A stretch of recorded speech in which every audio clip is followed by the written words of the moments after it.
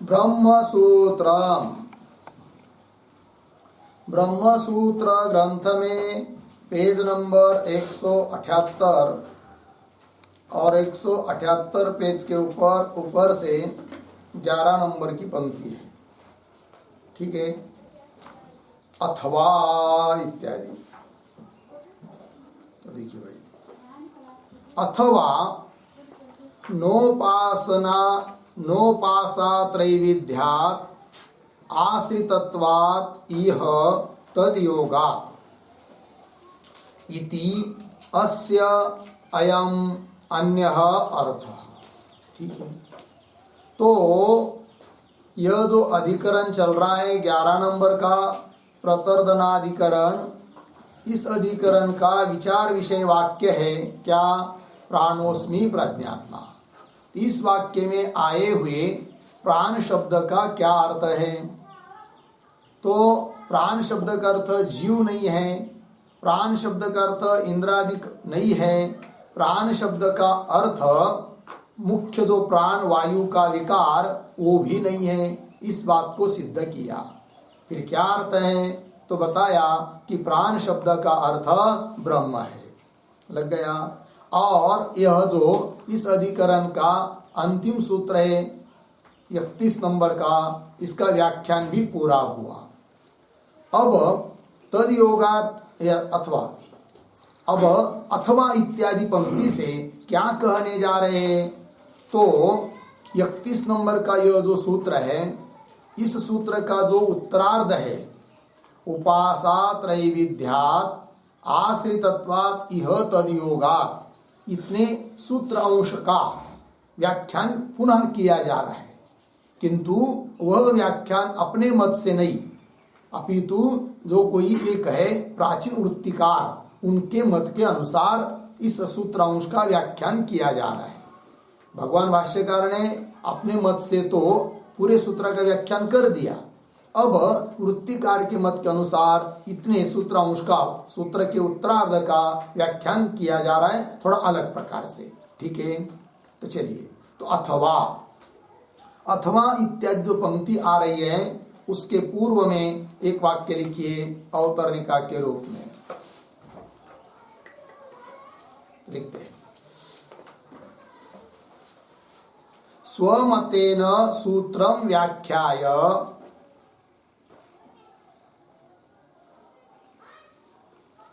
स्वमतेन सूत्रम व्याख्याय वृत्तिकृन्मतेन किंवा वृत्तिकार मतानुसारेण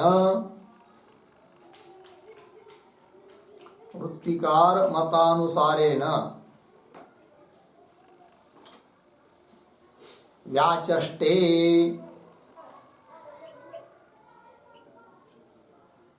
अथवा इति। देखिए भाई, तो भगवान भाष्यकार ने स्वमतेन, अपने मत से सूत्र की व्याख्या की। अब इस सूत्र की व्याख्या करने के बाद जो वृत्तिकार है, प्राचीन वृत्तिकार जिनको कहते हैं, वे उनके अनुसार इस सूत्र की, अर्थात सूत्र के उत्तर भाग की व्याख्या की जा रही है अथवा इत्यादि पंक्ति के द्वारा। ठीक है। तो चलिए पंक्ति को पढ़ते हैं। अथवा न उपासात्रैविध्यात् आश्रितत्वात् इह तद्योगात्, ये सूत्र अंश है।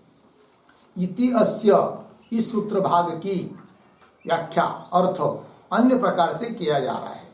इति अस्य अयम, अन्य अर्थ, अन्य अलग अर्थ कर रहे हैं। तो क्या अर्थ है वो दे रहे हैं, आगे देखिए। न ब्रह्म वाक्ये अपि जीव मुख्य प्राणलिंगम विरुध्यते। ठीक है। क्या करें कि न का अन्वय विरुद्धते के साथ, तो कैसा होगा? ब्रह्म वाक्ये अपि जीव मुख्य प्राणलिंगम न विरुद्धते। वृत्तिकार कह रहे हैं क्या कि ब्रह्म वाक्य अपि, ब्रह्म वाक्य मतलब कौन वाक्य? इस अधिकरण का विचार विषय वाक्य, अर्थात प्राणोस्मि प्रज्ञात्मा, यह वाक्य। इसको ब्रह्म वाक्य क्यों कहा? कि इस वाक्य में प्राण शब्द के द्वारा ब्रह्म का ही प्रतिपादन हुआ है, अतः ये ब्रह्म वाक्य है। तो प्राण शब्द का अर्थ ब्रह्म ही है, ये बात सही, इसमें कोई दिक्कत नहीं। किंतु ऐसा होने पर भी प्राण शब्द के द्वारा जीव और मुख्य प्राण के भी लिंग मिलते हैं, मतलब प्राण शब्द का अर्थ जीव करने में भी लिंग मिलते हैं, और प्राण शब्द का अर्थ मुख्य प्राण है ऐसा अर्थ करने में भी लिंग मिलते हैं, वो भी लिंग है। किंतु तो भी प्राण शब्द का अर्थ जीव नहीं है, प्राण शब्द का अर्थ मुख्य प्राण वायु विकार वो भी नहीं है, अपितु प्राण शब्द का अर्थ ब्रह्म ही है। अब देखो क्या अंतर हो रहा है कि अभी तक जो चिंतन किया उसमें क्या बताया कि पूर्व पक्ष ने इस बात को कहा था कि प्राण शब्द का अर्थ जीव करना चाहिए, क्योंकि जीव करने के लिए कुछ लिंग मिलते हैं, जीव अर्थ करने के लिए। प्राण शब्द का अर्थ मुख्य प्राण अर्थ करना चाहिए, क्योंकि प्राण शब्द का मुख्य अर्थ करने के लिए जो लिंग चाहिए वो भी मिलते हैं, है कि नहीं। किंतु भगवान भाष्यकार आदि ने क्या किया, उनका सिद्धांतियों ने खंडन किया पूर्व पक्षी का, कि प्राण शब्द का अर्थ ब्रह्म ही है, और जो आप कह रहे हो कि प्राण शब्द का अर्थ जीव करने में जो लिंग मिल रहे हैं उन लिंगों का समन्वय ब्रह्म में करेंगे, अर्थात जीव के लिए लिंग नहीं है, वो ब्रह्म के लिए है, ये सिद्धांतियों ने कहा इसके पहले। उसी प्रकार प्राण शब्द का अर्थ क्या ब्रह्म ही है। प्राण शब्द का अर्थ मुख्य प्राण वायु विकार करने में, हे पूर्व पक्षी जो लिंग आप बता रहे हो वे सभी लिंग इधर लगा सकते ब्रह्म की तरफ, अर्थात वे प्राण के लिंग है नहीं, वस्तुतः ब्रह्म के लिंग है। तो कुल मिलाकर प्राणोस्मि इस वाक्य के द्वारा केवल एक ही उपासना बताई है ब्रह्म की, और उपास्य तत्व एक ही है ब्रह्म सिद्धांत के अनुसार। अब वृत्तिकार का क्या अंतर है, वृत्तिकार क्या कहना चाहते हैं, तो वृत्तिकार कहना चाहते हैं कि इस वाक्य के द्वारा एक ब्रह्म की उपासना है, किंतु वह उपासना तीन प्रकार से है। उपास्य एक ही है ब्रह्म, उपासना भी एक ही है ब्रह्म की, किंतु वो तीन प्रकार से है। तो बोलेंगे भाई तीन प्रकार से उपासना मानेंगे इस वाक्य से तो वाक्य भेद होगा, क्योंकि एक अर्थ का प्रतिपादन करने वाला जो वाक्य होता है उसके जब अनेक अर्थ माने जाते हैं, उस एक ही वाक्य के द्वारा अनेक विधान माना जाता है तो वाक्य भेद होता है, और वाक्य भेद दोष है। इसलिए तो हमने सिद्धांतियों ने प्राणोस्मि इस वाक्य का अर्थ केवल ब्रह्म किया, और ब्रह्म की उपासना परक ये वाक्य है इस बात को बताया, अर्थात प्राण शब्द का अर्थ जीव नहीं किया, प्राण शब्द का अर्थ मुख्य प्राण नहीं किया, क्योंकि वाक्य भेद हो जाता। अब हे वृत्तिकार तुम तो प्राण शब्द का अर्थ मुख्य ब्रह्म, प्राण शब्द का अर्थ ब्रह्म मानने पर भी प्राण शब्द का जीव अर्थ करने में जो लिंग है उसको भी मान रहे हो, वो जीव के तरफ ही लगा रहे हो लिंग को, और प्राण शब्द का मुख्य प्राण करने में जो पूर्व पक्ष ने लिंग दिए थे ऐसे लिंग आप भी मान रहे हो, तब तो वाक्य भेद होगा। तब वृत्तिकार कहते वाक्य भेद नहीं होगा, क्योंकि तीन प्रकार की उपासना से विशिष्ट एक ही ब्रह्म की उपासना है। उपास्य एक है, उपासना एक है, वो तीन प्रकार से करनी है, इतना ही। अतः जीव परक लिंग मानने पर भी और ब्रह्म पर मुख्य प्राण परक लिंग मानने पर भी वाक्य भेद नहीं होगा, ऐसा कहना चाहते हैं कौन, वृत्तिकार। तो पंक्ति देखिए, न ब्रह्म वाक्य भी तो ब्रह्म वाक्य अपि जीव मुख्य प्राण लिंगम, अर्थात जीवलिंगम मुख्य प्राण लिंगम न विरुद्धते। लगा इतना, कथम, प्रश्न करेंगे उस वृत्तिकार को, कैसे जरा बताओ तो। हेतु तो बता रहे, उपासात त्रैविध्यात, ये प्रतीक है, सूत्र का पद है, इसी को हेतु बनाया, उपासात त्रैविध्यात। मतलब क्या क्या उसका स्पष्टीकरण है, तो आगे कह रहे त्रिविधम इह ब्रह्मोपासनम विवक्षिताम प्राणधर्मेण प्रज्ञाधर्मेण स्वधर्मेण च, पूर्ण विराम। अब ये जो त्रिविधम से च तक पढ़ा ना, इसका थोड़ा अन्वय करते हैं। इह दूसरा पद है ना, इह प्राण धर्मेण प्रज्ञाधर्मेण स्वधर्मेण च त्रिविधं ब्रह्मोपासनं विवक्षितम्। ठीक है जी। देखो भाई, यह मतलब प्राणोस्मि प्रज्ञात्मा इत्यादि स्थान पर यहाँ पर क्या कि ब्रह्म की उपासना 3 प्रकार से विवक्षित है। उपास्य 3 नहीं है, जीव भी उपास्य, मुख्य प्राण भी उपास्य, ब्रह्म भी उपास्य, ऐसे 3 ध्येय मानेंगे, उपास्य 3 मानेंगे तब तो वाक्य भेद होगा। किंतु उपास्य एक ही है ब्रह्म, किंतु एक ही ब्रह्म की क्या 3 प्रकार से उपासना है कि नहीं। 3 धर्मों को लेकर उपासना, तो 3 धर्म कौन, उसमें उपाधि के 2 धर्म और स्वयं का 1 धर्म, ऐसे 3 धर्म। तो कौन है वो बता रहे, यह प्राण धर्मेण, प्राण के धर्मों को लेकर ब्रह्म की उपासना, और प्रज्ञा धर्मेण, प्रज्ञा धर्मेण का अर्थ जीव धर्मेण, जीव के धर्मों को लेकर ब्रह्म की उपासना, और स्वधर्मेण, स्वधर्मेण मतलब ब्रह्म के धर्म जो स्वयं के है उसको लेकर ब्रह्म की उपासना। ठीक है।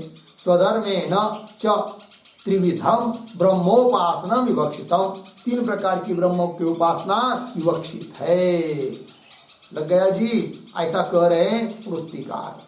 तब पुनः प्रश्न उठेगा, तो कौन प्राण धर्म है, कौन जीव धर्म है और कौन स्वधर्म है, उसको बताओ। उसको बताने जा रहे आगे तत्र इत्यादि पंक्ति के द्वारा। किंतु उसके पहले ये जो वाक्य पढ़ा हम लोगों ने, यह प्राण धर्मेण प्रज्ञा धर्मेण स्वधर्मेण च त्रिविधम ब्रह्मोपासनम विवक्षितम, त्रिविधम ब्रह्मोपासनम विवक्षितम, विवक्षितम, इसके आधार पर एक टिप्पणी लिखते हैं। लिखेंगे उद्धरण चिन्ह में, प्राणोस्मि प्रज्ञात्मा,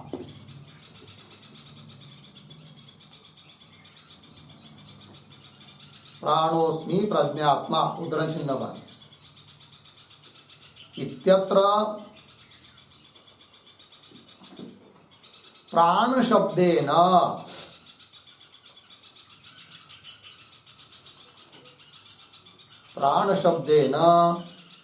ब्रह्म एव उच्यते,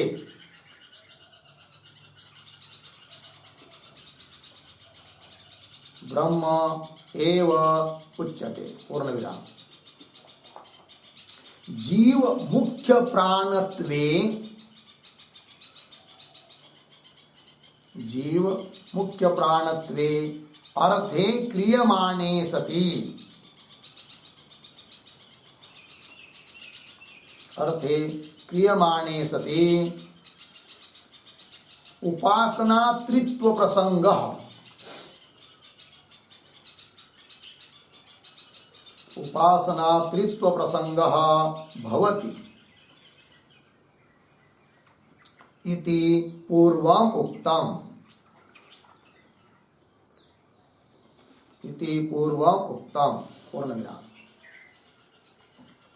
उपासनात्रित्वांगीकारे, उपासनात्रित्वांगीकारे वाक्य भेदः भवति, वाक्य भेद भवति, पूर्ण विराम। यतो हि एकार्थ प्रतिपादक वाक्यस्य, एकार्थ प्रतिपादक वाक्यस्य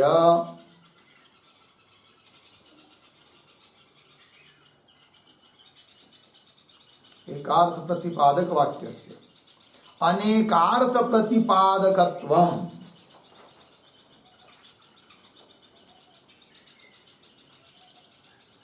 अनेकार्थ प्रतिपादकत्वम अंगीक्रियते चेत,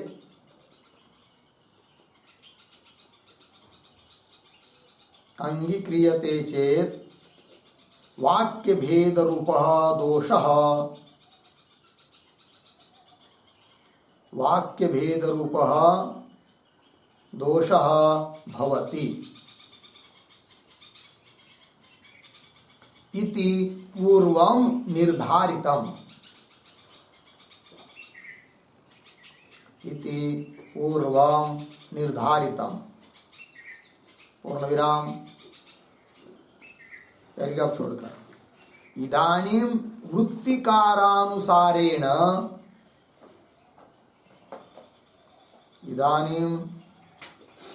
वृत्तिकारानुसारेण तु अत्र एकस्य एव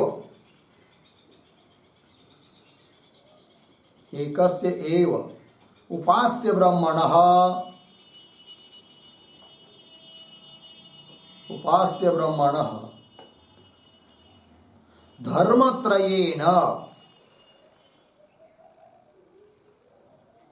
धर्मत्रयेण एकम उपासनं मन्यते।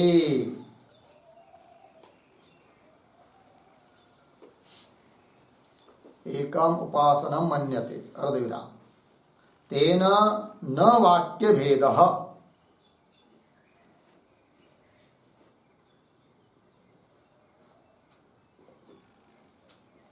तेन न वाक्य भेद पूर्ण विराम अतः प्राणोस्मि इत्यत्र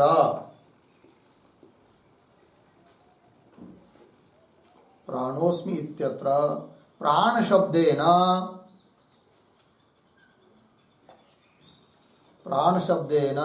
ब्रह्म एव उच्यते।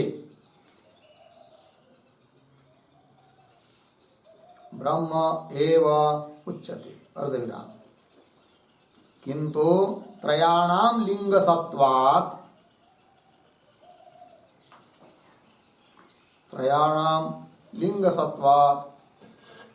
एकस्य एव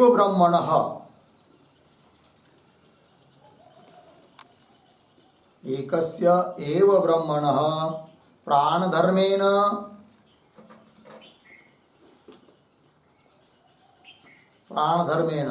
अर्धविराम प्रज्ञाधर्मेण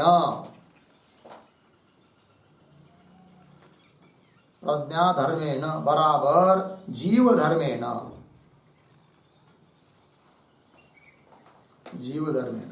अर्धविराम स्वधर्मेण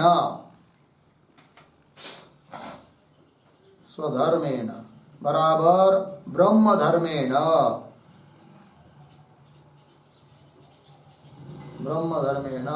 उपासनं संभवति।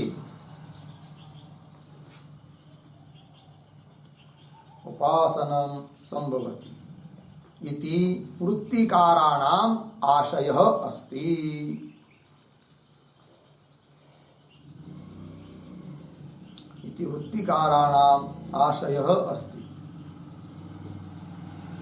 ठीक है, देखो भाई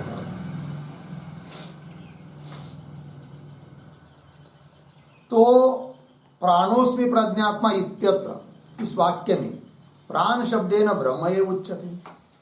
ठीक, ये बात कही पीछे। और जीव मुख्य प्राणत्वे अर्थिक्रियमाणे सति, और प्राण शब्द का अर्थ जीव करेंगे क्यों प्राण शब्द का अर्थ मुख्य प्राण करेंगे तो क्या होगा फिर? तो उपासना त्रित्व प्रसंग, तीन उपासना बन जाएगी। क्योंकि प्राण शब्द का अर्थ ब्रह्म भी, प्राण शब्द का अर्थ जीव भी, प्राण शब्द का अर्थ वायु विकार भी, तो तीनों की उपासना हो जाएगी। तो तीन प्रकार की उपासना सिद्ध होगी, ये कहा था पीछे। उपासना त्रित्व प्रसंग भवति इति पूर्वम उक्ता। और इस प्रकार उपासना त्रित्व अंगीकारे, तीन उपास्य की तीन प्रकार की उपासना अंगीकार करेंगे तो वाक्य भेद भवति, वाक्य भेद होगा। अर्थात एक ही वाक्य के द्वारा तीन तीन की उपासना कही जा रही है, ये कहना पड़ेगा। इसी को कहते वाक्य भेद। वही कह रहे यतो ही एकार्थ प्रतिपादक वाक्यस्य, एक ही अर्थ का प्रतिपादन करने वाला वाक्य का यदि अनेक अर्थ मानेंगे तो वही होता है वाक्य भेद। अनेक अर्थ मानना वाक्य भेद दोष आता है। एकार्थ प्रतिपादक वाक्यस्य अनेकार्थ प्रतिपादकत्वम अंगीक्रियते चेत, अनेक अर्थ का प्रतिपादन करने वाला वाक्य ऐसा अंगीकार करते हैं तो चेत वाक्य भेद रूप दोष भवति इति पूर्वम निर्धारितम। इस प्रकार का वाक्य भेद नाम का दोष न आवे, इसलिए प्राणोस्मि इस वाक्य में प्राण शब्द का अर्थ केवल ब्रह्म ही है, जीव और वायु विकार नहीं है। नहीं तो 3 प्रकार की उपासना करनी पड़ेगी और वाक्य भेद होगा। यह अभी तक के चिंतन के अनुसार कहा पीछे सिद्धांतियों ने। ठीक, अब वृत्तिकार का क्या कहना है वो दे रहे आगे। इदानीम वृत्तिकारानुसारेण तो, वृत्तिकार के मतानुसार तो अत्र मतलब प्राणोस्मि इस वाक्य में एकस्यैव उपास्य ब्रह्मणः, उपास्य एक ही है, उपास्य 3 नहीं है। यदि उपास्य 3 मानेंगे तब तो वाक्य भेद होगा। इनका कहना है कि उपास्य 3 नहीं, उपास्य एक ही है। कौन? ब्रह्म है कि नहीं? तो तीनों के धर्म, 3 धर्म विशिष्ट ब्रह्म एक ही उपास्य है, ऐसा इनका कहना। अत्र एकस्यैव उपास्य ब्रह्मणः धर्मत्रयेन, एक ही ब्रह्म की 3 धर्मों को लेकर एक ही उपासना है। एकम उपासनम मन्यते। और ऐसा होने के कारण तेन न वाक्य भेद, क्योंकि 3 उपास्य की उपासना बताई नहीं जा रही, एक ही उपास्य है, अतः वाक्य भेद नहीं होगा। ये कह रहे कौन? वृत्तिकार। अतः प्राणोस्मि इत्यत्र इस वाक्य में प्राण शब्देन ब्रह्म एव उच्यते। प्राण शब्द का अर्थ क्या है? ब्रह्म ही है। किंतु त्रयाणाम लिंग सत्वा, तीनों का लिंग विद्यमान है। प्राण शब्द का अर्थ ब्रह्म करने में भी लिंग विद्यमान है, जीव के बारे में भी लिंग विद्यमान है, और मुख्य प्राण अर्थ करने में भी लिंग विद्यमान है। अब उसका क्या करेंगे फिर? तब बता रहे किंतु त्रयाणाम लिंग सत्वात्, तीनों का लिंग विद्यमान होने के कारण एकस्यैव ब्रह्मणः, एक ही ब्रह्म की प्राण धर्मेण, प्रज्ञा धर्मेण मतलब जीव धर्मेण, और स्वधर्मेण मतलब ब्रह्म धर्मेण उपासनम संभवती। एक ही ब्रह्म की 3 धर्मों से उपासना हो सकती है और वाक्य भेद भी नहीं होगा। अतः इति वृत्तिकाराणाम आशय, यह वृत्तिकारों का अभिप्राय है। लग गया जी? तो उपास्य एक ही है, प्राण शब्द का अर्थ ब्रह्म ही है, किंतु तीनों का लिंग विद्यमान होने के कारण 3 धर्मों को लेकर ब्रह्म की उपासना कही है। और आया भी है शब्द उपासात्रय विद्या, ऐसा है। ऐसा कौन कर रहे हैं? वृत्तिकार। चलिए मूल भाष्य में आइए। तो यह प्राण धर्मेण, प्रज्ञा धर्मेण, स्वधर्मेण च त्रिविध ब्रह्म उपासनम विवक्षितम। लग गए जी? आगे चलिए। तत्र फिर वृत्तिकार को पूछेंगे, तीनों के धर्म तीनों के लिंग विद्यमान है, तो बताओ फिर तीनों के लिंग कैसे कैसे विद्यमान है कि नहीं? तब वो कह रहे प्राण के धर्म, प्राण के लिंग, ठीक है ना? तो 3 धर्मों को लेकर ब्रह्म की उपासना बताई। तो उसमें प्राण के धर्म कौन है कि जिस धर्मों को लेकर उपासना करनी है, और जीव के धर्म कौन है जिस धर्मों को लेकर उपासना करनी है, और स्वयं ब्रह्म के धर्म कौन है जिसको लेकर उपासना करनी है। तो उन धर्मों को कह रहे हैं कौन? वृत्तिकार। तो तत्र इत्यादि पंक्ति के पूर्व में एक शब्द वाक्य लिखिए छोटा, प्राण धर्मम आह तत्र इति। प्राण धर्मम आह तत्र इति। अब प्राण के धर्मों को बता रहे हैं। प्राण धर्म का विवेचन होने के बाद जीव धर्मों को बताएंगे, फिर उसके बाद ब्रह्म के धर्मों को बताएंगे, तीनों को बताएंगे। तो पहले प्राण धर्मों को देखते हैं। देखिए मूल भाष्य में, तत्र आयुः अमृतम उपास्व आयुः प्राणः इति, एक वाक्य ये हुआ। और इदम शरीरम परिगृह्य उत्थापयति इति, और तस्मात् एतत् एव उक्तम उपासीत इति च प्राण धर्म। इन 3 वाक्यों के द्वारा प्राण के धर्म बताए हैं। तो पहला वाक्य क्या है? तत्र आयुः अमृतम उपास्य, है कि नहीं? तो आयु क्या है भाई? तो प्राण ही आयु है। तो प्राण को आयु क्यों बोलते हैं? और अमृत क्या है? प्राण ही है। फिर प्राण को अमृत शब्द से क्यों बोलते हैं?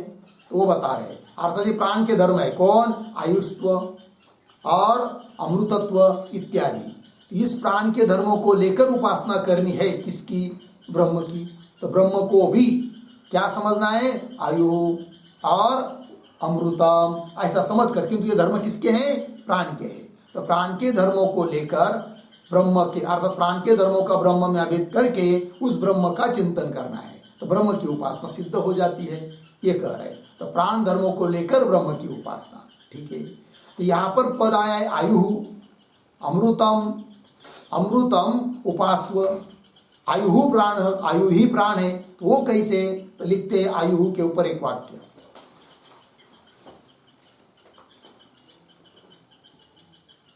देह चेष्टात्मक जीवन हेतुत्वम,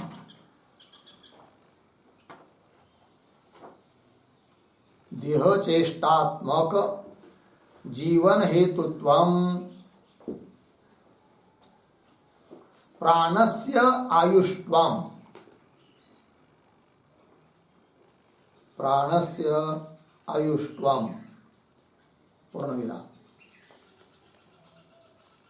आगे अमृतम बराबर, अमृतम शब्द का अर्थ करते हैं, अमृतम बराबर देहापेक्षया, देहापेक्षया प्राणस्य, प्राणस्य आमुक्तेः अवस्थानात्, आमुक्तेः अवस्थानात् प्राणस्य अमृतत्वम, प्राणस्य अमृतत्वम। हो गया जी, चलिए भाई। तो देह चेष्टात्मक जीवन हेतुत्वम प्राणस्य आयुष्त्वम, आयु शब्द आता है प्राण के लिए, तो आयुष्त्व अर्थात आयुष्त्वम, ठीक है ना, आयुष्त्वम कर दिया संधि, आयुष्त्वम। तो देह चेष्टात्मक यही जीवन है, देह की चेष्टा, देह की क्रिया, और उसको कराने के लिए कारण है कौन, प्राण। तो देह चेष्टात्मक जो जीवन, उसका हेतु है कौन, प्राण, है कि नहीं, अर्थात जीवन के लिए हेतु बन गया प्राण, तो यही आयुष्त्व है उसका, ठीक है ना। तो देह चेष्टात्मक जीवन हेतुत्व प्राणस्य आयुष्त्व, देह चेष्टा समाप्त हुई तो लोग समझते मर गया, आयु समाप्त हुई। क्यों देह चेष्टा समाप्त हुई, प्राण ने छोड़ दिया, प्राण चला गया। तो जीवन के लिए कारण है कि नहीं, जो देह चेष्टात्मक जो जीवन है उसके लिए निमित्त कारण कौन है, प्राण है, इसलिए प्राण को कह दिया क्या, आयुष्त्व, आयु। देह चेष्टात्मक जीवन हेतुत्व प्राणस्य आयुष्त्व, ठीक है। फिर प्राण को अमृत क्यों बोलते भाई, तो अमृत ये भी प्राण का धर्म बता रहे हो, तो क्यों, इसलिए कि देहापेक्षया प्राणस्य आमुक्ते अवस्थानात्, दो चीज, देह और प्राण। देह तो स्थूल देह तो यही पर मरने वाला है, और प्राण तो स्थूल देह को छोड़कर और आगे के देह को प्राप्त करेगा, उसको भी छोड़कर पुनः आगे के देह को प्राप्त करेगा लिंग शरीर के साथ, ठीक है ना। तो जब तक मुक्त नहीं होता है तब तक वो प्राण रहेगा। तो देह की अपेक्षा दीर्घ काल रहने वाला है, मुक्ति तक रहने वाला है कौन, प्राण, इसीलिए उसको कह दिया क्या, अमृत। देहापेक्षया प्राणस्य आमुक्ते, मुक्ति प्राप्त होने तक, मोक्ष प्राप्त होने तक अवस्थानात् रहता है, इसलिए प्राणस्य अमृतत्व। हो गया जी, चलिए मूल में, तत्र आयु अमृतम उपास्व आयु प्राण इति, ठीक है। और बता रहे दूसरा धर्म, इदम शरीरम परिगृह्य उत्थापयति, इस शरीर को ग्रहण करके उठाता है कौन, प्राण, ठीक है ना, ये प्राण लिंग है और प्राण का धर्म है इति। और बता रहे तस्मात् एतद् एव उक्थम उपासित, और प्राण को उक्त भी कहते हैं। तो प्राण को उक्त क्यों कहते हैं भाई, तो उस पर भी एक वाक्य लिखते हैं उक्तम के ऊपर, शरीरम उत्थापयति, शरीरम उत्थापयति इति प्राणस्य उक्तत्वम्, इति प्राणस्य उक्तत्वम्।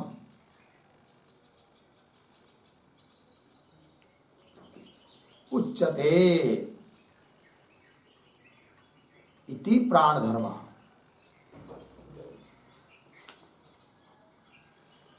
ठीक है जी, चलिए अर्थ। शरीरम उत्थापयति, शरीर को उठाता है कौन? प्राण। इसलिए प्राण को बोलते हैं, प्राण है कौन भाई? प्राण उक्त है, उक्तत्व तो प्राण में है, अर्थात उक्त कौन हुआ? प्राण। प्राण को उक्त क्यों बोलते हैं? वह शरीर को उठाता है कौन? प्राण। चलिए, इति प्राण धर्म हो गया ना। मूल में आइए, तस्मात् एतत् एव उक्तम उपासित इति च प्राण धर्म, ये प्राण के धर्म हुए। आगे चलिए, अथ यथा अस्यै प्रज्ञायै सर्वाणि, आया ना। तो अथ इत्यादि पंक्ति के द्वारा कौन बात कही जा रही है? तो अथ के पूर्व में लिखिए छोटा वाक्य, जीव धर्मम आह।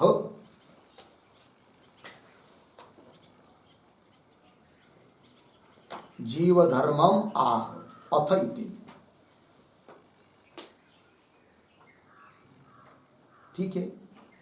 जीव के धर्म को अब बता रहे हैं, तो उस पंक्ति को पढ़ता हूं। अथ यथा अस्यै प्रज्ञायै सर्वाणि भूतानि एकीभवन्ति तद व्याख्यास्यामः इति उपक्रम्य, ऐसा उपक्रम किया गया है श्रुति ने।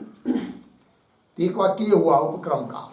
फिर आगे, वागेवस्या एकम अंगम अदुदुहत तस्यै नाम परस्तात् प्रतिविहिता भूतमात्रा प्रज्ञया वाचम समारुह्य वाचा सर्वाणि नामानि आपनोति इत्यादि प्रज्ञा धर्म।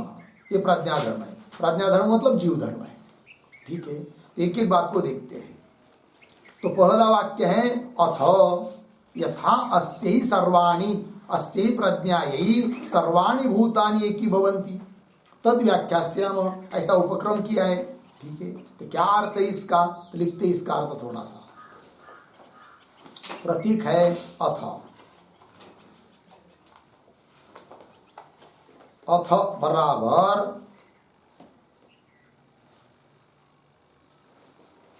बुद्धि प्राणयोः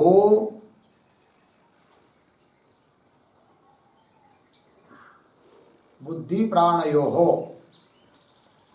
सहस्थिति उत्क्रांति, सहस्थिति उत्क्रांति उक्त्यनंतरम, उक्ति अनंतरम उक्त्यनंतरम पूर्ण विराम। आगे, अस्यै प्रज्ञायै, प्रतीक अस्यै प्रज्ञायै बराबर अस्याम प्रज्ञायाम,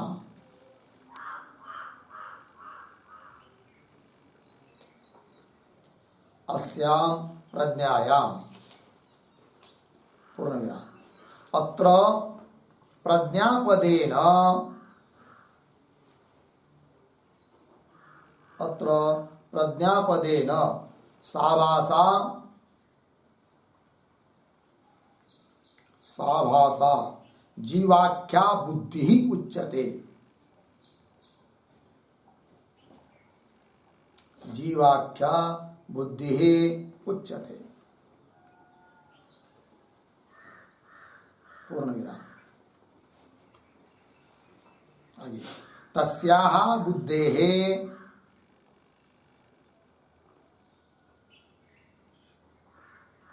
तस्याः बुद्धेः संबंधिनी, संबंधिनी दृश्याणि सर्वाणि भूतानि,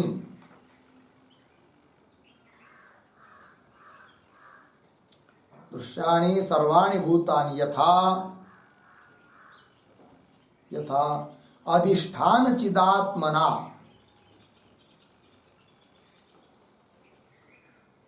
अधिष्ठान चिदात्मना एकम भवन्ति,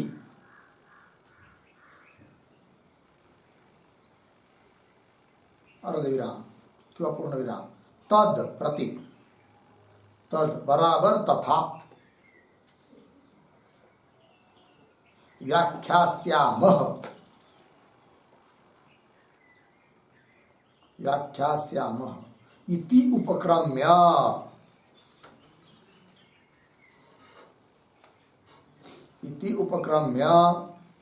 उक्तम वाग एव इत्यादि।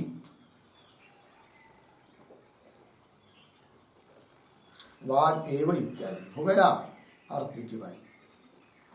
तो मूल श्रुति के पदों को देखते हुए देखिए, तो श्रुति में सबसे पहले पद आया है अथ। अथ शब्द का अर्थ क्या? अनंतर। किसके अनंतर? तो बता रहे हैं, देखिए, बुद्धि प्राणयो हो सहस्थिति उत्क्रांति उक्ति अनंतरम। बुद्धि और प्राण की साथ साथ स्थिति, साथ साथ रहना और साथ साथ निकलना, उत्क्रांति निकलना, ये कथन किया है वहां पर उपनिषद में। और वो कथन होने के बाद फिर पद आया अथ, इसलिए अथ का अर्थ क्या? अनंतर। तो बुद्धि प्राणयो सहस्थिति उत्क्रांति उक्ति अनंतरम, ठीक है। क्या आया फिर आगे? अथ यथा अस्यि प्रज्ञाई, चतुर्थी है, किंतु चतुर्थी सप्तमी अर्थ में यहाँ समझना है, तो अर्थ कर दिया अस्याम प्रज्ञायाम, इस प्रज्ञा में। क्या भाई? तो मूल में आया है सर्वाणि भूतानि एकी भवन्ति, इस प्रज्ञा में ही सभी भूत एक रूप हो जाते हैं। तद व्याख्यास्यामः, उस प्रकार का व्याख्यान करेंगे, ऐसा उपक्रम किया है वहां श्रुति में, ठीक है जी। तो देखिए फिर तास्याम प्रज्ञायाम, अत्र प्रज्ञा शब्द से क्या लेना, तो भी बता दिया। प्रज्ञापदेन साभासा, आभास से युक्त जीव नाम की बुद्धि उच्चते। तो आभास से युक्त जीव नाम की बुद्धि लेनी है, किस शब्द से? प्रज्ञा शब्द से।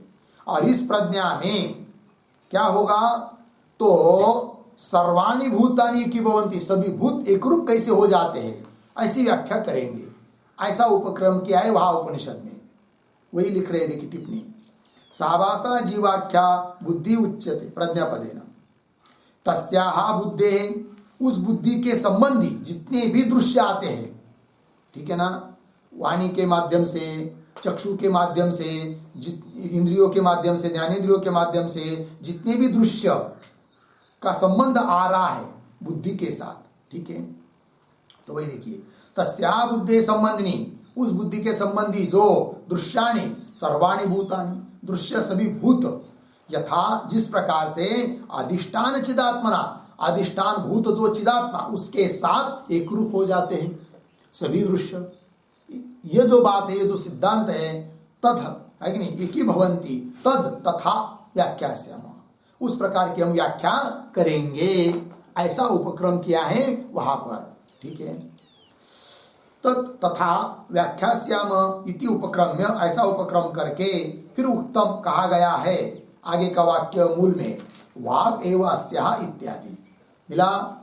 चलिए मूल भाष्य में, अथ यथा अस्यै प्रज्ञायै, इस प्रज्ञा में, प्रज्ञा रूप बुद्धि में, साभास बुद्धि में, सर्वाणि भूतानि एकी भवन्ति, सभी भूत एक रूप हो जाते हैं।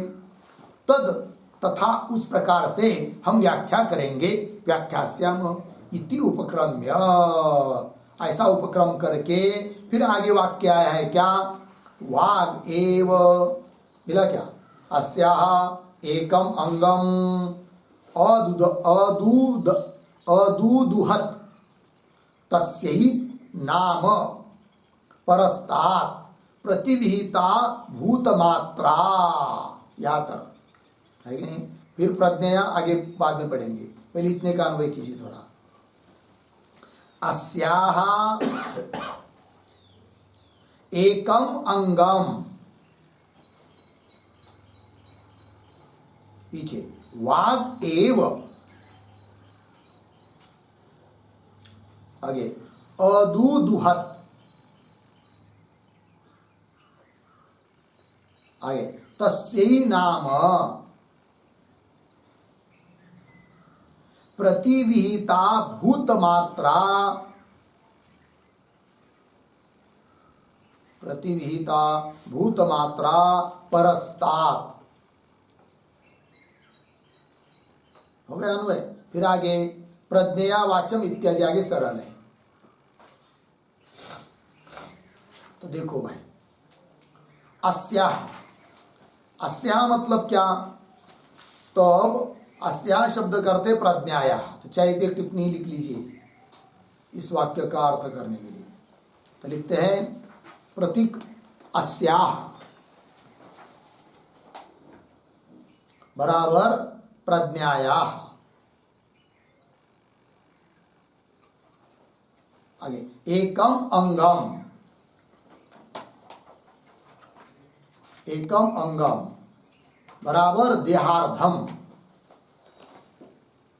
देहार्धम।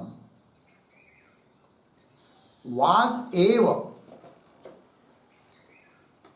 वाग एव अदुदुहत, अदुदुहत, अदुदुहत बराबर पूरयामास,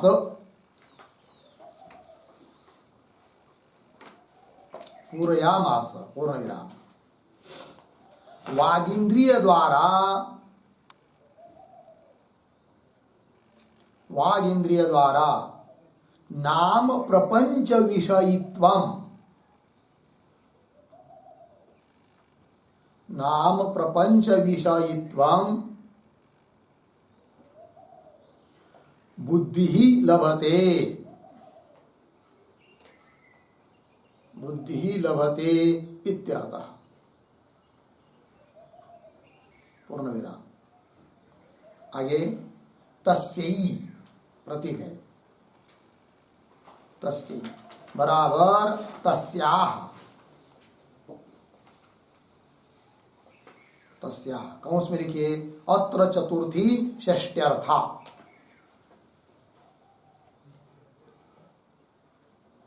अत्र चतुर्थी षष्ट्यर्था कौंस बंद। आगे चक्षुरादिना,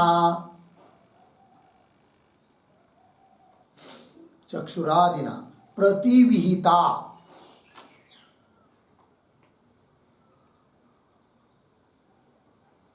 प्रतिविहिता बराबर ज्ञापिता,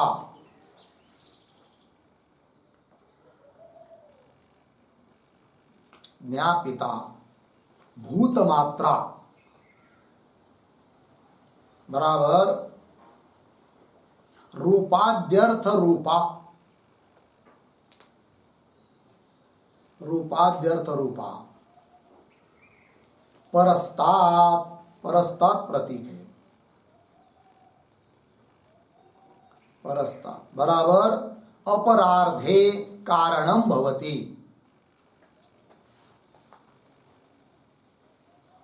अपराधे कारणम भवति। पूर्ण विराम।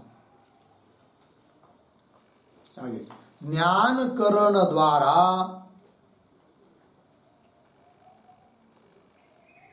ज्ञान करण द्वारा अर्थ प्रपंच विषयित्वम, अर्थ प्रपंच विषयित्वम बुद्धि ही प्राप्नोति, बुद्धि ही प्राप्नोति इत्यर्थः।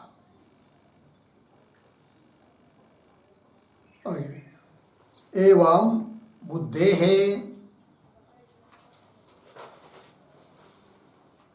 एवं बुद्धेः सर्वार्थ द्रष्टृत्वम उक्तम भवति,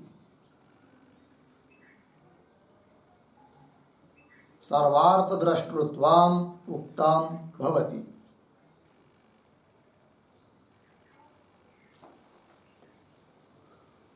ठीक है जी। चलिए अब आइए मूल में। तो जो उपक्रम किया था कि इस प्रज्ञा में ही सभी भूत, प्रज्ञा में अर्थात साबास जीव में, जीवात्म बुद्धि में सभी भूत एक ही हो जाते हैं, ऐसी व्याख्या करेंगे, ऐसा कहा था। ऐसा उपक्रम करके फिर व्याख्या करना आरंभ कर दिया वहाँ उपनिषद में। तो वाक्य जो आया है वागेवास्या, उसमें अन्वय के अनुसार अस्याह, अस्याह कर्त कर दिया प्रज्ञायाः। प्रज्ञा मतलब वही साबास बुद्धि जीव है कि नहीं, तो उसमें सभी भूत एक ही होते हैं। तो कैसे, अर्थात सर्वद्रष्टृत्व उस बुद्धि में है, जीवाक्य बुद्धि में है। अब वो कैसे, तो उसमें सर्वार्थ दृष्टृत्व जो बुद्धि में है उसमें सर्वार्थ दृष्टृत्व सिद्ध करने के लिए दो भाग, नाम और रूप को देखना है। सभी भूत का दृष्टृत्व बुद्धि में है और सभी का दृष्टृत्व मतलब क्या, सभी को देखने वाली बुद्धि है। सभी मतलब कौन, भूत भौतिक सभी प्रपंच। उसका विभाग दो जगह, एक नाम और एक रूप के बारे में, नाम रूप से, और नाम और रूप ये दो ही है। तो नाम के माध्यम से सर्वद्रष्टृत्व है कि नहीं, नाम रूप से सर्वद्रष्टृत्व बुद्धि में है, किंतु वो किसके द्वारा, वाणी के द्वारा। तो एक अंग वाणी वाक पूर्ण कर रही है बुद्धि के सर्वद्रष्टृत्व का, एक अंग नाम का, सभी नाम का ग्रहण कर रही है कौन, वाणी। और रूप जो है उसको चक्षु आदि ज्ञानेन्द्रिय ग्रहण कर रहे हैं। तो एक अंग पूर्ण कर रहे कौन, ज्ञानेन्द्रिय। तो वाक और ज्ञानेन्द्रिय इनके माध्यम से बुद्धि में सर्वद्रष्टृत्व सिद्ध हो रहा है। बुद्धि मतलब वही जीव, अर्थात ये जीव का धर्म है सर्वद्रष्टृत्व। उस धर्मों को लेकर ब्रह्म की उपासना करनी है, इसलिए सब बुद्धि के धर्म अर्थात जीव के धर्म बताए जा रहे हैं। तो देखिए पंक्ति टिप्पणी में, अस्याः अर्थात प्रज्ञायाः एकम अंगम, एक अंग मतलब देहार्धम, वाग एव अदुदुहत, अदुदुहत का अर्थ कर दिया पूरयामास। उस प्रज्ञा का एक अंग अर्ध भाग वाणी ही पूर्ण कर देती है, वाक पूर्ण कर देती है। तो तात्पर्य क्या निकला, तो टिप्पणी में लिखा है वागींद्रिय द्वारा नाम प्रपंच विषयत्व बुद्धि लभते, ये अर्थ हुआ है कि नहीं। तो वाग इंद्रिय के माध्यम से नाम प्रपंच विषय, प्रपंच के दो विभाग, नाम और रूप। तो नामात्मक जो प्रपंच है वो विषय हुआ और उसको ग्रहण करने वाली बुद्धि है। तो विषयी हुई कौन, बुद्धि। किंतु बुद्धि में नामात्मक प्रपंच के बारे में जो विषयित्व आया बुद्धि में, वो किसके माध्यम से आया, वाग इंद्रिय के माध्यम से आया। अर्थात एक अंग उस प्रज्ञा का वाणी ने ही पूर्ण कर दिया, ये बात सिद्ध हुई। तो वाग इंद्रिय द्वारा नामात्मक जो प्रपंच जो कि विषय है उसका विषयित्व ग्रहण करना है कि नहीं, विषयित्व बुद्धि ही लभते इत्यर्थ। लग गया इतना जी। तो मूल में क्या पंक्ति हुई, तो अस्याः एकम अंगम, एक अंग एक भाग अर्धा भाग, वाग एव अदुदुहत, वाग ही पूर्ण करती है, हो ना।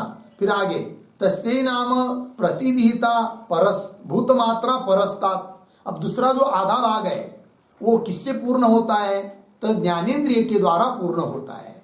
इसको कह रहे टिप्पणी में देखिए, तस्यै, तस्यै का अर्थ कर दिया तस्याः, क्योंकि तस्यै यहाँ पर जो चतुर्थी है वो षष्ठी अर्थ में है, वही लिख के दिया कि अत्र चतुर्थी षष्ठी अर्थ। तो तस्याः, तो उस तस्या मतलब प्रज्ञायाः, उस प्रज्ञा का दूसरा अर्धा भाग किससे पूर्ण होगा, तो करे चक्षुरादिना, चक्षुरादि ज्ञानेन्द्रियों के द्वारा प्रतिविहिता, प्रतिविहिता का अर्थ कर दिया ज्ञापिता, ज्ञानेन्द्रिय के द्वारा जाना जाने वाला ज्ञापित कौन, भूत मात्रा। भूत मात्रा मतलब कौन, तो पीछे हो चुका है भूत मात्रा का अर्थ, 5 भूत और 5 विषय, अर्थात जाना जाने वाले सभी विषय, वही अर्थ हुआ रूपादि अर्थ है कि नहीं। तो नाम और रूप, तो वही ज्ञापिता भूत मात्रा मतलब रूपादि अर्थ रूपा भूत मात्रा ज्ञापित विषय। वो परस्तात, परस्तात का अर्थ कर दिया अपरार्धे, क्योंकि एक अर्ध पूर्ण किया वाणी ने और दूसरा अर्ध पूर्ण कर रहे कौन, ज्ञानेन्द्रिय। तो वही परस्तात अपरार्धे कारणम भवती, हो गया। तात्पर्य क्या निकला, वो दे रहे ज्ञान करण द्वारा, जैसे ऊपर कहा था वाग इंद्रिय द्वारा है कि कर्म इंद्रियों में से वाणी के द्वारा केवल आधा भाग पूरा होता है प्रज्ञा का, और आधा भाग ज्ञानेन्द्रिय के द्वारा। वो कह रहे हैं ज्ञान करण द्वारा, तो चक्षु त्वक आदि सभी ज्ञानेन्द्रिय, तो ज्ञान करण द्वारा अर्थ प्रपंच विषयित्वम बुद्धि प्राप्नोति इत्यर्थ। ठीक है ना। तो अर्थ मतलब विषय, घट पट आदि रूप, अर्थ वस्तु हुई, वे है क्या? विषय, और उसको ग्रहण करने वाली है कौन? बुद्धि। अतः बुद्धि क्या हुई? विषयी। ज्ञान विषयी होता है कि नहीं? तो विषयी हुई बुद्धि, उसमें विषयित्व, अर्ध विषयित्व पूर्ण हो रहा है किससे? ज्ञान इंद्रिय के द्वारा। वही कह रहे हैं। अपराधे, रूपाद्य, ज्ञानकरण द्वारा, ज्ञानकरण अर्थात इंद्रिय, ज्ञान इंद्रिय, उनके द्वारा अर्थ प्रपंच विषयित्वम, है कि नहीं? रूप प्रपंच विषयित्वम, अर्थ प्रपंच विषयित्वम बुद्धि ही प्राप्त होती इत्यर्थः। तो कुल मिलाकर क्या हुआ फिर? एवं, इस प्रकार से बुद्धे सर्वार्थ दृष्टृत्व उत्तम भवति। बुद्धि में क्या आया? बुद्धि का धर्म क्या सिद्ध हुआ? सर्वार्थ दृष्टृत्व। ये बुद्धि का धर्म सिद्ध हुआ। बुद्धि का धर्म अर्थात जीव का धर्म। तो जीव का धर्म कौन सिद्ध हुआ? सर्वार्थ दृष्टृत्व। सभी अर्थों का दृष्टा बन गया कौन? जीव, बुद्धि। कैसे? वाणी के द्वारा अर्ध और ज्ञानेन्द्रिय के द्वारा आधा। अर्थात नाम और रूप, नाम रूपात्मक ही जगत है, उसमें से नाम का दृष्टृत्व आया वाणी के द्वारा बुद्धि में, और रूप का दृष्टृत्व आया बुद्धि में। किसके द्वारा? ज्ञानेन्द्रिय के द्वारा। तो कुल मिलाकर वाग और ज्ञानेन्द्रिय के माध्यम से सर्वदृष्टृत्व सिद्ध हुआ किसमें? बुद्धि में, अर्थात जीव में। तो ये जीव का धर्म हुआ। लग गया? तो चलिए मूल में क्या है? मूल में पंक्ति वागेव अस्याः एकम अंगम वाग एव अदुदुहत एकः अर्थस्य नाम प्रतिविहिता भूत मात्रा परस्तात्। ज्ञानेन्द्रिय के द्वारा क्या एक अंग पूरा हुआ, ये बात हो गई। तो ठीक है, फिर आगे चलिए। आगे मूल श्रुति में शब्द आया है प्रज्ञया वाच्यम समारूह्य। मिला कि नहीं? तो इत्यादि पंक्ति के द्वारा क्या बात कही जा रही है? तो शब्द जो आया है प्रज्ञया, उसके पूर्व में एक छोटा वाक्य लिखिए, उत्तर नहीं था। एवं बुद्धेः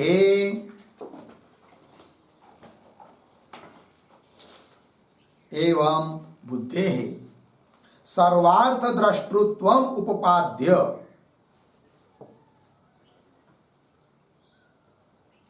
सर्वार्थ द्रष्टृत्वम उपपाद्य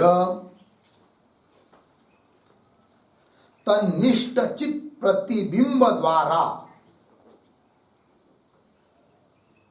तन्निष्ठ चित प्रतिबिंब द्वारा साक्षिणी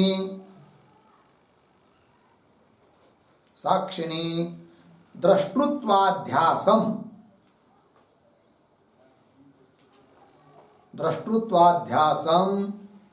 आह प्रज्ञया इति। प्रज्ञया इति। देखिए भाई, तो क्या कर रहे हैं? एवं मतलब अभी तक जो चिंतन बताया उसके अनुसार क्या बताया? एवं बुद्धि सर्वार्थ दृष्टृत्व, बुद्धि में सर्वार्थ दृष्टृत्व है, इस बात को बताया। बताकर उपाद्य कथन करके, लग गया ना? आगे फिर तन्निष्ठ चित प्रतिबिंब द्वारा। तन्निष्ठ, तन्निष्ठ मतलब बुद्धिनिष्ठ, तन्निष्ठ का अर्थ बुद्धिनिष्ठ। उस बुद्धि में जो चैतन्य का प्रतिबिंब है, चिदाभास जिसको कहते हैं, तो तन्निष्ठ चित प्रतिबिंब द्वारा, है कि नहीं? उस चैतन्य के प्रतिबिंब, उस प्रतिबिंब के माध्यम से अब साक्षी में भी दृष्टृत्व का अध्यास होता है, साक्षी दृष्टा है, ऐसा कहा जाता है। चित प्रतिबिंब द्वारा साक्षिणी दृष्टृत्वाध्यास, साक्षी में दृष्टृत्व का अध्यास, दृष्टृत्व धर्म कैसा है, इस बात को अब कह रहे हैं प्रज्ञया इत्यादि श्रुति के द्वारा, पंक्ति के द्वारा। ठीक है, तो चलिए मूल में प्रज्ञया वाचम समारूह्य वाचा सर्वाणि नामानि आपनोति। हो गया जी। प्रज्ञया, प्रज्ञा के द्वारा वाणी पर आरूढ़ होकर, अर्थात वाणी को प्रेरित करके उस वाणी से सर्वाणि नामानि आपनोति, सभी नाम को प्राप्त करता है, यह कहा। तो यह जो वाक्य पढ़ा अभी, इस पर भी एक टिप्पणी लिखते हैं। प्रज्ञया वाचम आया ना, लिखते हैं। तो देखिए प्रतीक प्रज्ञया बराबर बुद्धि द्वारा, बुद्धि द्वारा चिदात्मा वाचम इंद्रियम, वाचम इंद्रियम समारुह्य,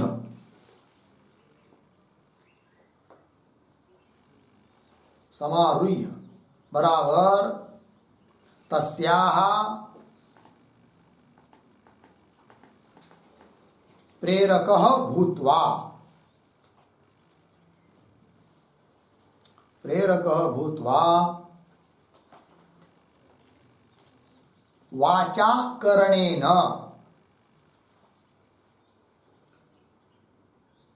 वाचाकरणेन सर्वाणि नामानि, सर्वाणि नामानि आपनोति,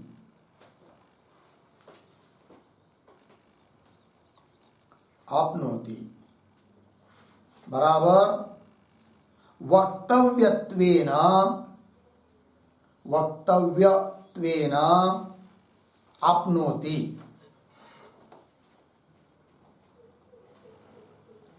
आपनोति अर्धविराम।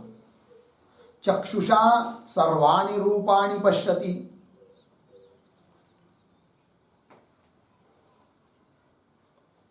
चक्षुषा सर्वाणि रूपाणि पश्यति इति एवं, इति एवं द्रष्टा भवति इत्यर्थः, द्रष्टा भवति इत्यर्थः पूर्णविराम। तथा च, तथा च सर्वद्रष्टृत्वम्, सर्वद्रष्टृत्वम् अर्धविराम चिदात्मनि, चिदात्मनि द्रष्टृत्व अध्यास निमित्तत्वम्,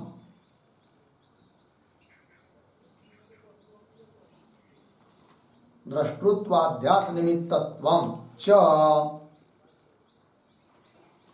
प्रज्ञाधर्म, प्रज्ञाधर्म बराबर बुद्धेः धर्म,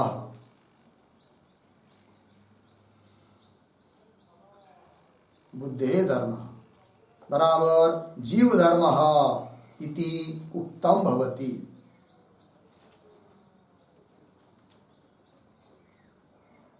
जीव धर्म इति उक्तम भवति। ठीक है,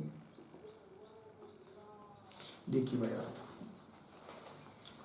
तो मूल के पदों को देखते हुए देखिए, प्रज्ञया मतलब बुद्धि द्वारा, वाचम समारूह्य, लेकिन बुद्धि के द्वारा वाचा पर आरूढ़ होकर, कौन, लेकिन चिदात्मा। तो टिप्पणी में लिख के दिया है, प्रज्ञया बुद्धि द्वारा चिदात्मा वाचम इंद्रियम वाणिरूप इंद्रिय पर समारूह्य आरूढ़ होकर, आरूढ़ होना मतलब क्या, वाणी पर आरूढ़ होना मतलब वाणी को प्रेरित करके। वो चिदाभास ही तो क्या करता है, वाणी को प्रेरित करता है। वो चैतन्य चिदाभास नहीं रहेगा, बुद्धि में पड़ा हुआ प्रतिबिंब, तो बुद्धि वाणी कहाँ से प्रेरित होगी बोलने के लिए, वाणी तो जड़ है, तो उसको प्रेरित करने वाला कौन है, चिदाभास, ये चिदात्मा ही है, बुद्धि के द्वारा, साक्षात नहीं। ठीक है ना जी। तो प्रज्ञया बुद्धि द्वारा चिदात्मा वाचम इंद्रियम वाणिरूप इंद्रिय को समारूह्य, वाणिरूप इंद्रिय पर समारूह्य, समारूह्य का अर्थ कर दिया तस्याः प्रेरक भूत्वा, तस्याः, तस्याः वाचः, तस्या का अर्थ क्या है, वाच, वाणी का प्रेरक होकर, क्योंकि वाणी पर आरूढ़ होकर होता है ना, तो तस्या का अर्थ वाच, प्रेरक भूत्वा वाणी का प्रेरक होकर। फिर क्या, वाचा, वाचा सर्वाणि नामानि, ऐसा आया है मूल में, तो वाचा मतलब तृतीया, वाचाकरणेन, वानिरूपकरण के द्वारा सर्वाणि नामानि आपनोति, सभी नाम को प्राप्त होता है। अर्थात वक्ता कौन हुआ? वही चिदात्मा। वक्तव्यत्वेन आपनोति, लग गया इतना? तो क्या फिर? चक्षुषा सर्वाणि रूपाणि पश्यति, चक्षु के द्वारा सभी रूप को देखता है वो चिदात्मा है कि नहीं? तो चक्षुषा, चक्षु आदि की इंद्रियों के द्वारा सर्वाणि रूपाणि पश्यति इति एवं दृष्टा भवति। लग गया जी? तो दृष्टा हुआ कौन? चिदात्मा, अर्थात बुद्धि में पड़ा हुआ चिदाभास अर्थात जीव। तथा च सर्वद्रष्टृत्व, उसमें आया चिदात्मा में, जीव में एक धर्म हुआ, प्राण धर्म, जीव धर्म, प्रज्ञा धर्म, सर्वद्रष्टृत्व। दूसरा चिदात्मनि द्रष्टृत्व अध्यास निमित्तत्व, चिदात्मा जो चैतन्य है साक्षी, उसमें द्रष्टृत्व धर्म ला देता है कौन? बुद्धि, प्रज्ञा। तो साक्षी में द्रष्टृत्व धर्म का अध्यास कराने के लिए भी निमित्त है बुद्धि, अतः ये भी एक बुद्धि का धर्म हुआ, प्रज्ञा का धर्म हुआ। ठीक है ना? क्योंकि उपाधि नहीं रहेगी तो शुद्ध साक्षी में वस्तुता द्रष्टृत्व भी नहीं है, क्योंकि दृश्य ही नहीं है तो किसका दृष्टा बनेगा?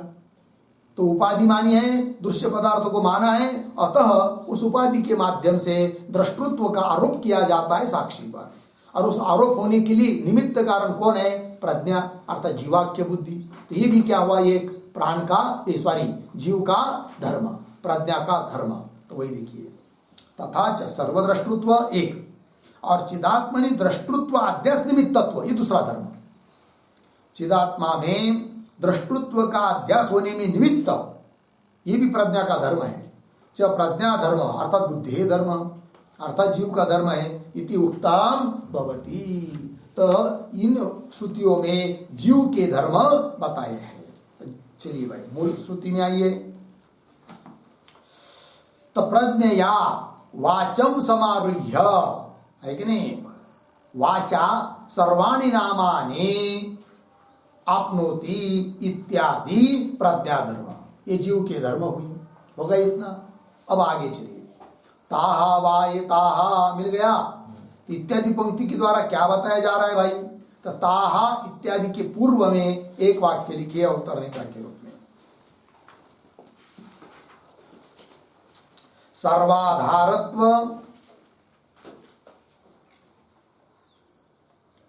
सर्वाधारत्व, आनंदत्वादि, आनंदत्वादि ब्रह्म धर्म, ब्रह्म धर्म इति आह, इति आह ताहा वा इति।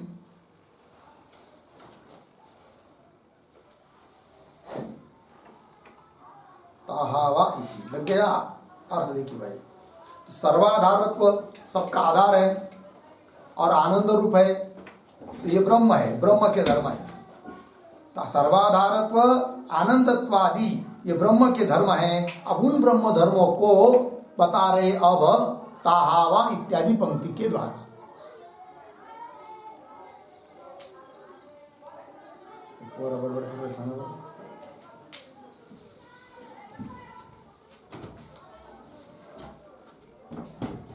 तो चलिए मूल पंक्ति में, ताहा वा एताहा दश एव भूत मात्राः अधिप्रज्ञम, अर्धविराम, दश प्रज्ञा मात्रा अधिभूतम। ठीक है, चलिए भाई, ताहा वा एताहा सात एताहा, वे ये दश एव भूत मात्रा, दश भूत मात्रा, भूत मात्रा बता सके पीछे, भूत मात्रा शब्द से कौन कौन बताए थे? पंचमहाभूत और पंच विषय। ठीक है ना? तो वो क्या है भूत मात्रा? अधिप्रज्ञम, अधिप्रज्ञम, अधिप्रज्ञम मतलब क्या भाई? अधिप्रज्ञम शब्द का अर्थ लिखिए, अधिप्रज्ञम बराबर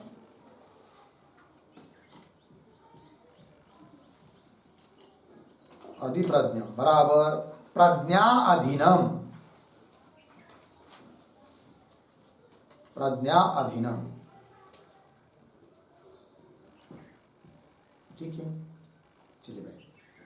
तो वो 10 भूत मात्रा जो है वो प्रज्ञा के अधीन है, होगा इतना। हाँ, और आगे 10 प्रज्ञा मात्रा अधिभूतम। जैसी 10 भूत मात्रा बताई थी वैसे 10 प्रज्ञा मात्रा भी बताइए। तो 10 प्रज्ञा मात्रा अधिभूतम। अधिभूतम मतलब क्या? अधिभूतम शब्द का अर्थ लिखिए, अधिभूतम बराबर भूताधीनम।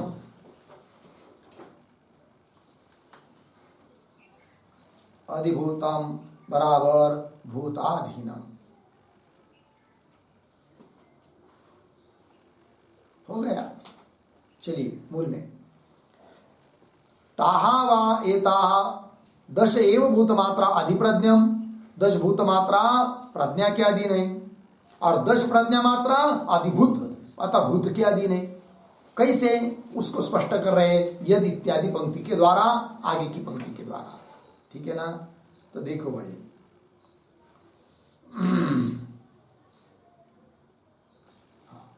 तो यदि ही इत्यादि जो पंक्ति आ रही है उसके पूर्व में एक वाक्य लिखते हैं अवतरणी का। प्रज्ञा बराबर इंद्रियजाः। इंद्रियजाः अर्धविराम ताहा अधिकृत्य। ताहा अधिकृत्य बराबर अधीनाः। अधीनाः ग्राह्याः भूतमात्राः वर्तन्ते।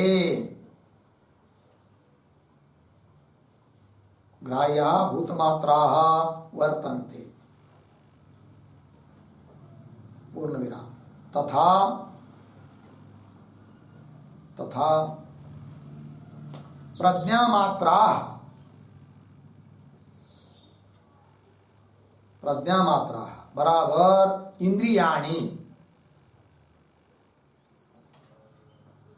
इंद्रियाणि ग्राह्यम भूतजातम।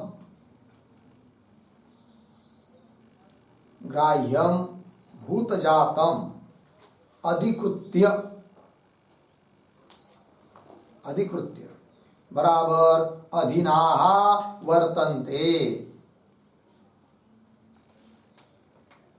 अधीनाः वर्तन्ते इति ग्राह्य ग्राहकयोः। इति ग्राह्य ग्राहकयोः मिथः मिथः सापेक्षत्वम्। सापेक्षत्वम् उक्तम साधयति। उक्तम साधयति यद इति। हो गया। चलिए भाई अर्थ देखते हैं। तो भाष्य में जो यद ही इत्यादि पंक्ति आरंभ हो रही है ना, तो उसके पूर्व में जो वाक्य आया है कि तावायता दशेव भूतमात्रा अधिप्रज्ञम। भूतमात्रा प्रज्ञा के अधीन है और 10 प्रज्ञा मात्रा भूत के अधीन है। ये जो बात बताई ना उसी को स्पष्ट कर रहे हैं, लेकिन उसको लिख दिया आपको इसमें। देखिए प्रज्ञा, प्रज्ञा मतलब क्या? इंद्रियजाः, इंद्रिय से उत्पन्न होने वाले ज्ञान वगैरह। तो ताहा अधिकृत्य उस प्रज्ञा के अधीन है कौन? ग्राह्य भूतमात्रा। 2 है भाई अपने पास, भूतमात्रा और प्रज्ञा मात्रा। उसमें से ग्राह्य है, ये ग्राहक है। तो ग्राह्य कौन है? भूतमात्रा, क्योंकि भूतमात्रा शब्द से कौन कौन लिए हैं? पंचमहाभूत और पंच विषय, वो ग्राह्य है। भूतमात्रा ग्राह्य है और ग्राहक है प्रज्ञा मात्रा, क्योंकि प्रज्ञा मात्रा शब्द से क्या लिया था? 5 ज्ञान और 5 ज्ञानेंद्रिय है कि नहीं? 5 विषयों का 5 ज्ञान और ज्ञानेंद्रिय, ये सब क्या है? ग्राहक है। तो प्रज्ञा मात्रा कौन हुई? ग्राहक। और ग्राह्य कौन हुई? भूत मात्रा। अब प्रज्ञा मात्रा के अधीन है भूत मात्रा और भूत मात्रा के अधीन है प्रज्ञा मात्रा। मतलब कैसे? यदि भूत मात्रा ही नहीं रहेगी तो प्रज्ञा मात्रा किसका ग्रहण करेगी? नहीं कर सकती। अतः प्रज्ञा मात्रा के अधीन है कौन? भूत मात्रा। और भूत मात्रा के अधीन है प्रज्ञा मात्रा। भूत मात्रा है लेकिन ग्रहण करने वाला ही कौन नहीं, कोई नहीं है, तो क्या काम? कुछ नहीं है कि नहीं? तो दोनों परस्पर सापेक्ष है। ये जो बात बताई उसी का स्पष्टीकरण भाष्यकार भगवान यदि ही इत्यादि पंक्ति के द्वारा करने जा रहे हैं। तो टिप्पणी में देखिए क्या लिखा है हम लोगों ने। तो प्रज्ञा इंद्रिय जाहा ताहा अधिकृत्य, अधिकृत्य शब्द करता कर दिया अधीना, उस प्रज्ञा के अधीन है कौन? ग्राह्य भूत मात्रा। ग्राह्य ऐसी जो भूत मात्रा वो अधीन है किसके? प्रज्ञा के, प्रज्ञा मात्रा के। और आगे तथा उसी प्रकार प्रज्ञा मात्रा मतलब इंद्रियाणी, वो इंद्रियाणी ग्राह्यम भूतजातम अधिकृत्य, ग्राह्य ऐसी कौन? भूतजात, उसको अधिकृत्य अर्थात अधीनः वर्तन्ते, अर्थात प्रज्ञा मात्रा के अधीन है कौन? ग्राह्य भूत मात्रा। और भूत मात्रा के अधीन है कौन? प्रज्ञा मात्रा। इति इस प्रकार ग्राह्य ग्राहकयो हो, ग्राह्य और ग्राहक इन दोनों में मितः परस्पर सापेक्षत्वम, सापेक्षता है ये बात बताई, उसी को सिद्ध कर रहे हैं ग्रंथकार यद ही इत्यादि पंक्ति के द्वारा। मिल गया? तो देखिए आगे पंक्ति, यद ही भूत मात्रा, ही मतलब ये तो ही कारण की यद ही भूत मात्रा न स्युः न प्रज्ञा मात्रा स्युः, यदि भूत मात्रा ही नहीं रहेगी तो प्रज्ञा मात्रा किसका ग्रहण करेगी? किसी का ग्रहण नहीं कर सकती, तो प्रज्ञा मात्रा ही सिद्ध नहीं होगी। तो प्रज्ञा मात्रा की सिद्धि किसके ऊपर अवलंबन है? भूत मात्रा के ऊपर। वही लिखा यदि ही भूत मात्रा न स्युः न प्रज्ञा मात्रा स्युः। अब इसी को उल्टा कीजिए, यदि प्रज्ञा मात्रा न स्युः न भूत मात्रा स्युः। अब समझ लीजिए प्रज्ञा मात्रा ही नहीं है तो भूत मात्रा की सिद्धि किससे होगी? फिर किसी से नहीं होगी। तो वही करे यदि प्रज्ञा मात्रा न स्युः न भूत मात्रा स्युः, भूत मात्रा सिद्ध नहीं होगी। लग गया? आगे क्यों ऐसा? तो करे न ही अन्यतरतः रूपम किंचन सिद्धेत। मिला? अन्वय करें कीजिए, करेंगे ही अन्यतरतः, अन्यतरतः किंचन रूपम न सिद्धेत। ठीक है जी, देखिए भाई, अन्यतरतः मतलब दोनों में से एक नहीं रहेगा और एक ही रहेगा, तो उस एक से अकेले से किंचन रूपम कुछ भी रूप सिद्ध नहीं होगा। एक की सिद्धि दूसरे के ऊपर अवलंबन है, अतः एक के अधीन दूसरों को बताया। भूत मात्रा के अधीन प्रज्ञा मात्रा है और प्रज्ञा मात्रा के अधीन भूत मात्रा है। ठीक है, तो बोलेंगे भाई भूत मात्रा और प्रज्ञा मात्रा दो दो हो गए तो नाना हो गए, तो कह रहे ये नाना नहीं है। आगे की पंक्ति नो एतत् नाना, ये सब नाना नहीं है।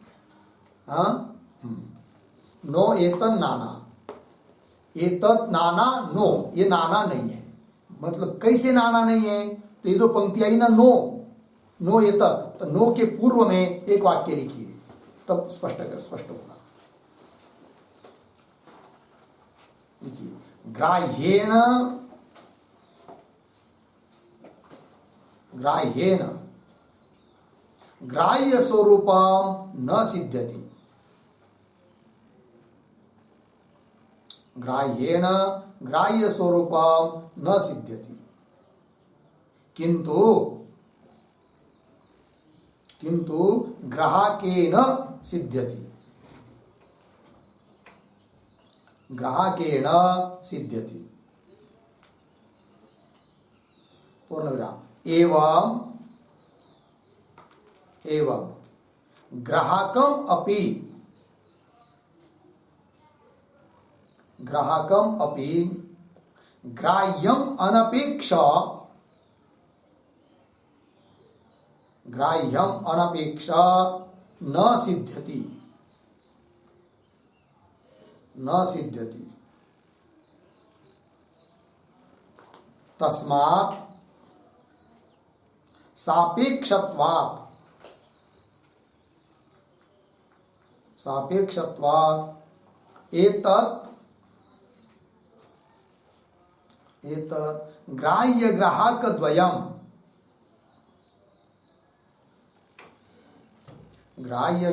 द्वयम् वस्तुतः न भिन्नम्, वस्तुतः न भिन्नम्,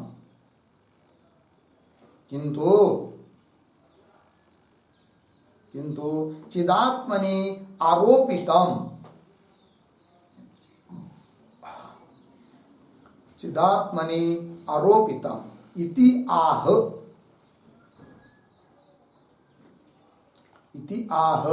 नो इति।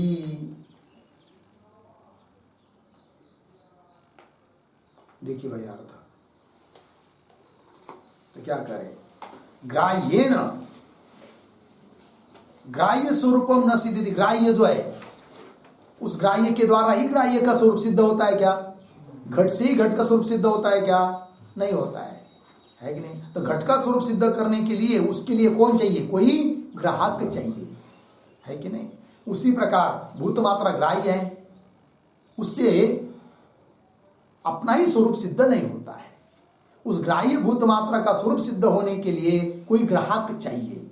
लग गया अर्थ? चलिए, ग्राह्येन ग्राह्य स्वरूपम न सिद्ध्यति किंतु ग्राहकेन सिद्ध्यति, ग्राहक के द्वारा वो स्वरूप सिद्ध होता है।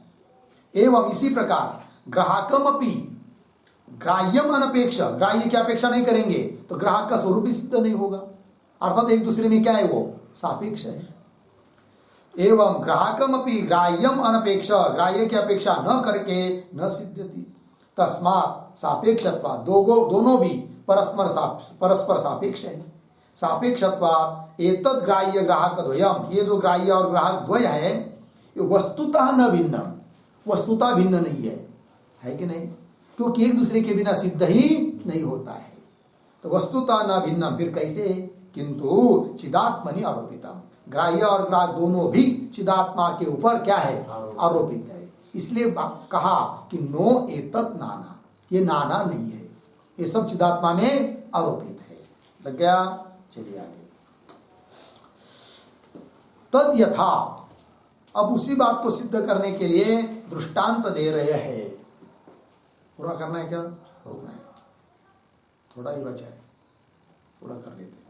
तो देखो भाई, तद यथा पंक्ति आई ना, तो उसके पूर्व में एक छोटा वाक्य लिखिए, ग्राह्य ग्राहक द्वयम्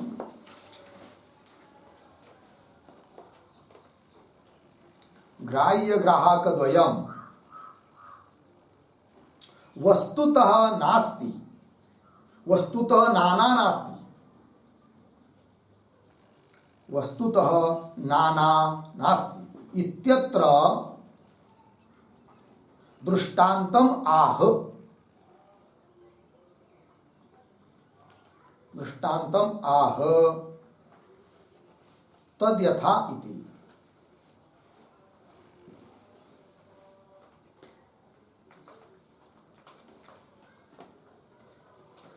देखो भाई, तो ग्राह्य और ग्राहक द्वय वस्तुतः नाना नहीं है, इस बात को समझाने के लिए दृष्टांत दिया जा रहा है श्रुति के माध्यम से।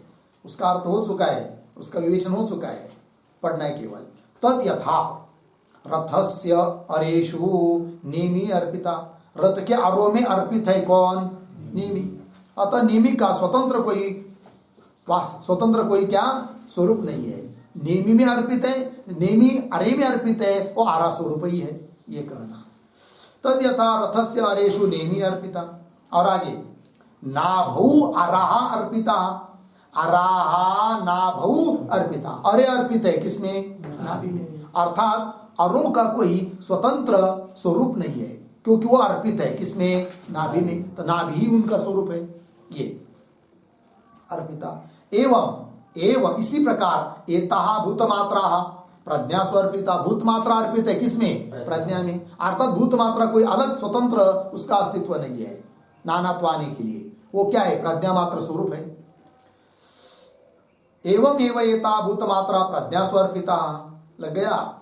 और प्रज्ञा मात्रा प्राणी अर्पिता, और प्रज्ञा मात्रा भी कोई अतिरिक्त नहीं है, वो अर्पित है किसमें? प्राणे। तो प्राणे मतलब प्राणी शब्द का अर्थ लिखिए ब्रह्मणि, क्योंकि प्राण का अर्थ ब्रह्म कर चुके हैं। तो प्रज्ञा मात्रा प्राणे अर्पिता, प्राण में अर्पित है। चलिए आगे, स एष प्राण एव प्रज्ञात्मा, यह जो प्राण है ब्रह्म वही प्रज्ञात्मा है। इत्यादि ब्रह्म धर्म, ये ब्रह्म धर्म बताए। तो तीनों धर्म बताए ना भाई, किस किस के? प्राण धर्म, प्राण के धर्म बताए, प्रज्ञा मतलब जीव के धर्म बताए, और ब्रह्म के धर्म बताए। ठीक है, और इन तीन धर्मों से विशिष्ट एक ही ब्रह्म उपास्य है, अतः वाक्य भेद भी नहीं होता है। और प्राण शब्द का अर्थ ब्रह्म ही है, ऐसा कहना है किसका? वृत्तिकार का। चलिए आगे, तस्मात् मिला। तो तस्मात् इत्यादि पंक्ति के द्वारा क्या कर रहे? फिर एक वाक्य छोटा सा, तस्मात् के पहले सूत्रार्थम उपसंवरति तस्मात् इति।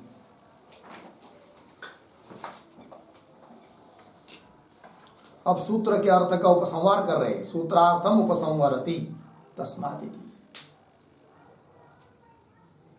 चलिए भाई आगे, तस्मात् ब्रह्मण, मूल में भाष्य में, तस्मात् ब्रह्मण एव एतत् उपाधि द्वय धर्मेण स्वधर्मेण च एकम उपासनम त्रिविधम विवक्षितम। मिला? थोड़ा अन्वय करेंगे। तस्मात् ब्रह्मण एव एतत्,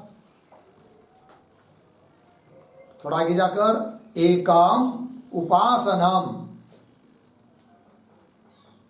बीच में उपाधि द्वय धर्मेण स्वधर्मेण च, आगे त्रिविधम विवक्षितम।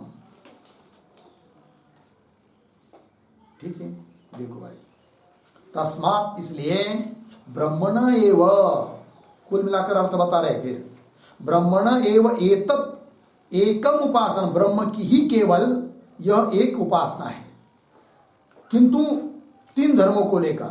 कैसे? उसमें से उपाधि द्वय धर्म है, उपाधि के दो धर्म है कि नहीं, प्राण धर्म और प्रज्ञा धर्म, जीव धर्म।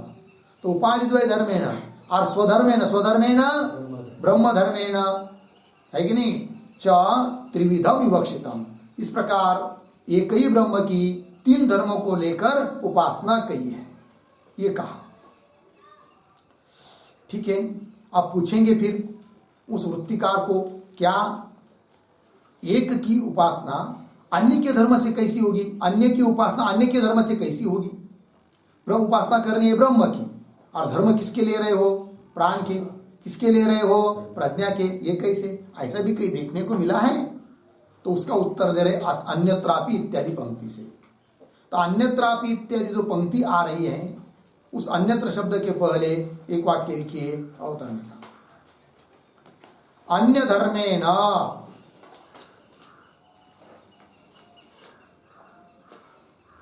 अन्य धर्मेण अन्यस्य उपासनम, अन्यस्य उपासनम कथम, कथम इति आशंक्य, इति आशंक्य आश्रितत्वात् इति आह,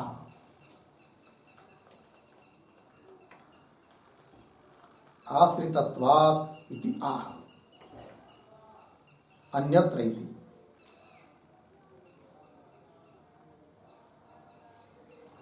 ठीक है, देखिए भाई, अन्य धर्मेण अन्य से उपासना, अन्य के धर्म से अन्य की उपासना कैसी भाई? ऐसी कोई आशंका करेगा तो उत्तर दे रहे आश्रितत्वात् हेतु से।